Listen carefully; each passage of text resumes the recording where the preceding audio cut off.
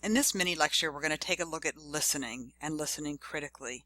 When we think about communication, we often think about just the speaking parts. We actually listen, or should listen, a lot more than we actually speak. There's a great tip in the book, and I want to point that out. It's a quote by Jose Ortega Gasset. It says, "Tell me to what you pay attention, and I will tell you who you are." If you're like most people, you pay attention to what interests you. And that's great, but it's equally important to pay attention to what might not interest you, but could perhaps be beneficial to you. There's all kind of opportunities to learn new information by just listening. In this chapter, the learning objectives include identifying the stages of listening, listening and cultural differences, the benefits of critical listening, 4 types of listening, and improving listening behaviors. So let's talk about the stages of listening. And we'll go through all of them in a little bit more detail. Basically, listening is more than just hearing. Sound itself is just waves traveling through the air. There's vibration on your eardrum, and that's sent to your brain. Your brain processes the information. But hearing itself and listening is a whole complex process. So one, we need to be able to hear, understand, remember, interpret, evaluate, and respond. All that stuff needs to happen. Listening is actually a pretty complicated process. So, hearing. We receive some oral stimuli, sound. We may ignore some, or we may focus on others. If you think about it, just stop whatever you're doing right now. What do you hear around you? Maybe you're sitting in a room. I hear a clock ticking. I can hear somebody mowing their lawn. There are different things. I don't necessarily attend to the clock ticking every time I'm in my house, but the noise and the sound is there. Attending involves our willingness to focus on it. So in order to capture the attention of an audience member, we need to focus on subjects of particular interest to receivers. Now, in this class, you get to choose the topic for your speech. I'm not going to tell you what your topic is. I'm not even going to narrow that into a certain category of things. Although for the informative speech, I'm going to tell you to stick with nouns. But by doing that, you now have a great responsibility. How are you going to make that topic, which may be of no interest whatsoever to your audience, interesting for them? We use words and images that evoke pictures in the receiver's minds. We tell stories that create suspense, describe conflict, maybe make us laugh, and incorporate activity and movement into presentations. You don't just need to stand there or sit there and just be all rigid. Those are all things that can help with hearing if you're the speaker. Okay, so we have heard. We get it. There's sound there, where it's coming in, it's being interpreted, or our brains are kind of picking up, but do we understand? During understanding, we focus on meaning. We use our own reservoir of information to decode a message. Wow, this is where information really can break down. If we don't understand the words that other people use, we can't really listen to what they're saying. This happens a lot with my son. I have many, many stories that I tell about my son through the years that he just did not understand the word that I was using. And I know that when I talk to him, he's 17 now, but I still know don't use big words because that's going to confuse him. It's hard enough to get him just to engage in the entire listening process. So understanding, we need to make sure as speakers that we are using words that our audience can understand. If in doubt, we're going to simplify, we're going to define, we're going to redefine. And if you're listening, refrain from judging the message until you are certain you can comprehend it. Kind of try to summarize these key ideas and evidence. In my face-to-face classes, something that I'm doing that I never thought I would do is, one, we're going to turn off all those electronic devices, or at least put those away. And two, you know what? I want you just to have some type of a writing instrument and something you can write on. What I have found is that many students coming through our K through 12 education system now have been given guided note packets. Everything they've done, they've been given guided note packets. And so they're not able to figure out what information they need to listen to. They just need to know what information goes in the blank. And that really does not help your listening skills. So we're going to change that up and try to improve those a little bit. Okay, so we heard it. We have understood it. That's good. We're 2 for 2 right now. Now can we remembering it? During remembering, we're mentally saving what we've gained from the speaker's message for further use. There is no way that you can remember everything that anybody said to you through, an entire conversation.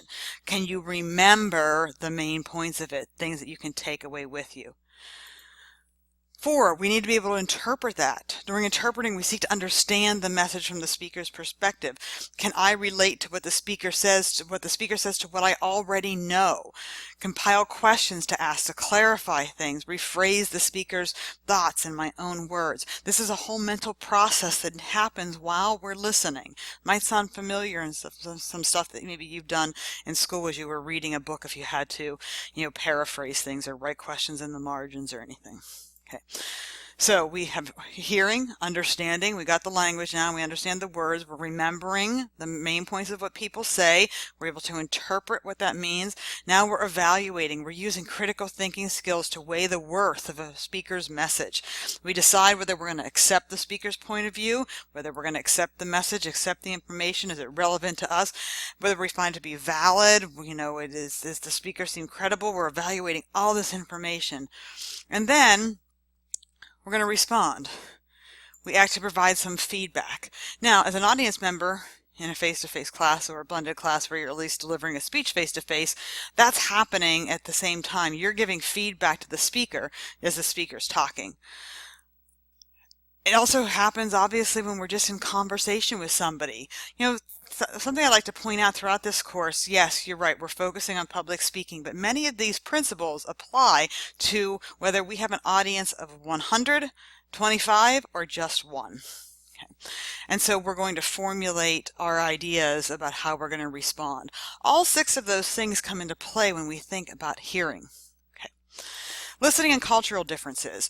We're not going to get into a lot of this because we talked a little bit about it with ethics, but we do know that from a cultural perspective, there's differences in languages, there's differences in just the structure of language, the ways people communicate, the ways they emphasize who they can talk to, who they can't talk to, all the nonverbal behaviors, all very much influenced by culture, and listening certainly is no exception.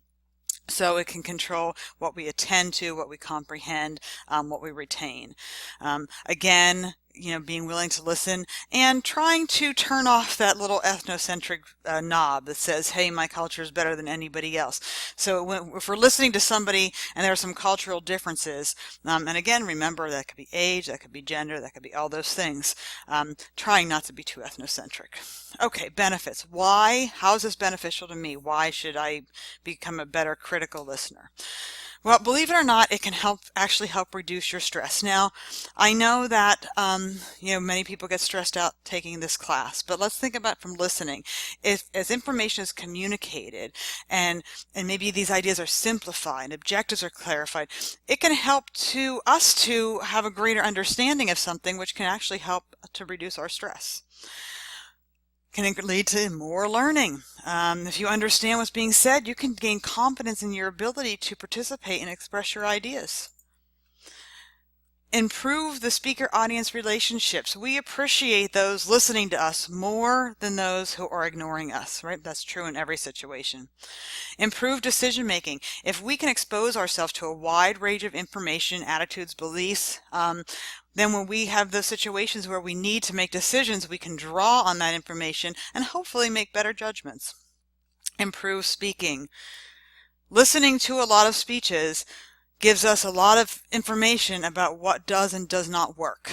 And so the better we can be at being critical listeners and understanding the listening process, the more we can actually improve as speakers, because we will hopefully remember those things that helped us be better listeners, and then when we're the speaker, we can implement those.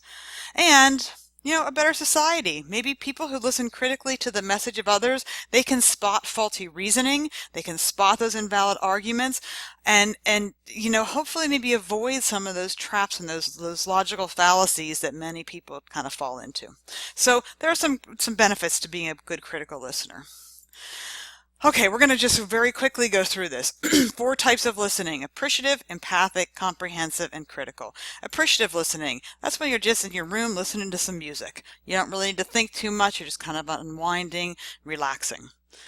Empathic listening, this is when your friend comes to you, oh my gosh, I don't know what to do, what do you think I should do, I have this big problem. You're trying to be the good friend, you're trying to understand where they're coming from. Hard to be a good empathic listener. Most of us are not very good at this, but it's something we should probably try to get better at. Comprehensive listening, this is when you're listening to a message, you're sitting in class, you're listening to a lecture, and you're trying to gain knowledge. You're absorbing the information, using those 6 steps of the listening process, and summarizing what you've learned and just trying to absorb it. Last one is critical listening. This comes into place where you're still listening to comprehend, but you're kind of kicking it up a notch. You're going to try to understand the content. But then, hey, does this make sense? Do we accept it or do we reject it? Are they making good arguments? Wow, are they using good information? Or, hey, this isn't really adding up for me. Like A and B is not leading me to C, so I'm not so sure that this is working out. That's critical listening.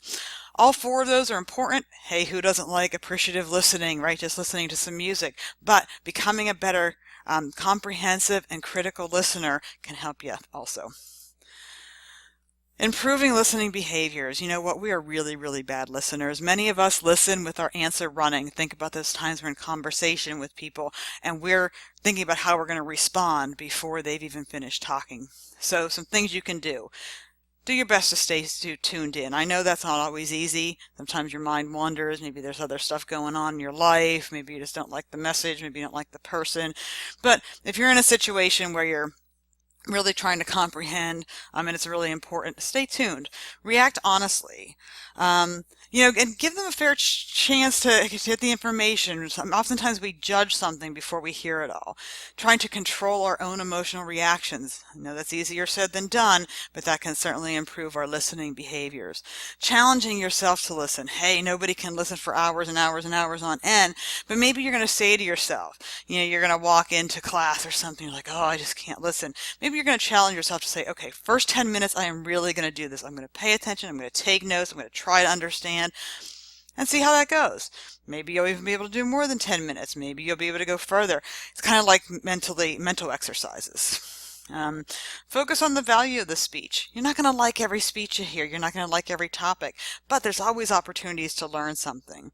Of course, controlling the physical environment as much as possible, and then using your time wisely. All right, so this is going on longer than I wanted to. Let's sum it up. We've got 6 stages of listening. We know that there are cultural differences with listening, that there are actually some real benefits to becoming better critical listeners. Types of listening. Hey, appreciative listening is great, but sometimes we really need to comprehend or understand and listen critically. And then some things to try to improve our listening behaviors. Small pieces over time. You'll find in this class, depending on the way that you're taking this course, either face-to-face, blended, or virtual, that you're going to have a lot of opportunity to listen. Think about how boring it was just listening to me for 13 minutes. So we'll end it there.